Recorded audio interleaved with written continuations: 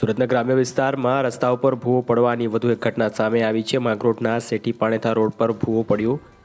માર્ગ મકાન વિભાગ અકસ્માતની રાહ જોઈને બેઠું હોય તે પ્રકારના દ્રશ્યો જોવા મળી રહ્યા છે। આ સાથે અકસ્માત સર્જાય તો જવાબદાર કોણ તે અંગે પણ અનેક સવાલો ઊભા થઈ રહ્યા છે।